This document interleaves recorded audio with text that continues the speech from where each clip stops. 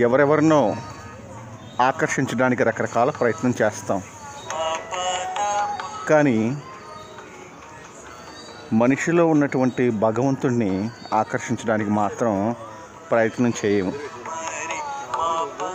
అది ఎలాగా అంటే, ఒక మనిషిలో మీరు ఏదైనా మంచి లక్షణాలు గమనిస్తే, మంచి అలవాట్లు గమనిస్తే, ఆ లక్షణాలను మెచ్చుకోవడం, ఆ లక్షణాలు ఇంకా మరింతగా పెంపొందించడానికి తగినటువంటి మాట ద్వారా కానీ లేకపోతే చేతల ద్వారా కానీ సహాయం చేయడం, ఆ విధంగా చేయడం వల్ల మీరు ఆకర్షించగలుగుతారనమాట. ఆ వ్యక్తిలో ఉన్నటువంటి భగవంతుణ్ణి మీరు ఆకర్షించగలుగుతారు.